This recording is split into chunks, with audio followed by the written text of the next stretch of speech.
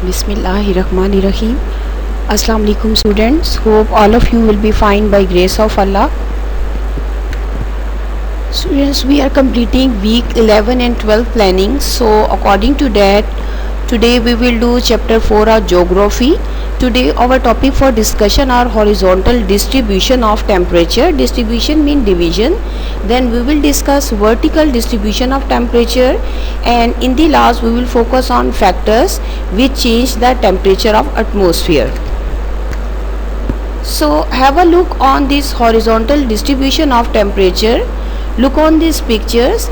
These are representing Earth's atmosphere's different parts. Earth's atmosphere is divided into different zones.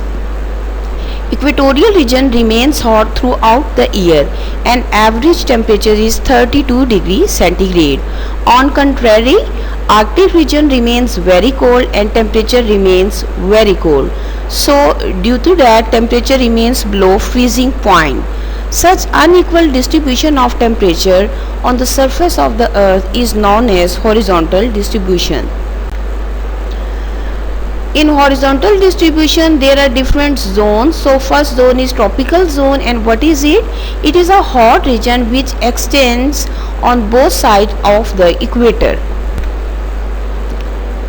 This is temperate zone.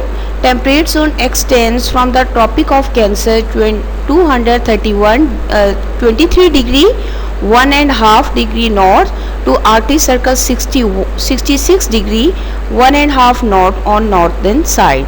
This region is neither cold nor too hot. This is torrid zone. In northern hemisphere, freeze zone extends between Arctic Circle 66 degree and half degree north and North Pole 90 degree north. Now students, we will discuss vertical distribution of temperature. In vertical distribution of temperature, Earth heats the lower portion of atmosphere, and that is why the lower portion has more temperature, it is more hot as compared to upper portion. Then this heat reaches the upper portion of atmosphere. It proves why the lower portion atmosphere is more hot, and as we move upward, the temperature keeps on falling. This is known as vertical distribution of the temperature. Now students, we will discuss air pressure. There is more air pressure in the lower portion of atmosphere. You know that why this is, because due to more heat on the earth and the lower portion is very near to us, so that's why the lower portion has more air pressure and it decreases with height. It means that as we go up, as we move upward direction, due to the height, the temperature decreases. The higher the temperature, the lower will be the pressure, and vice versa, means they are inversely proportional to each other. Temperature and pressure, they are inversely proportional to each other. It means if the temperature increases, the pressure decreases, and if the temperature decreases, the pressure increases.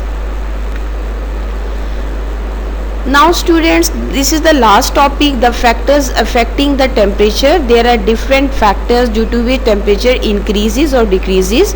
The first one factor is water and dryness, then sun rays, and then land and sea breezes, and the last one is ocean current.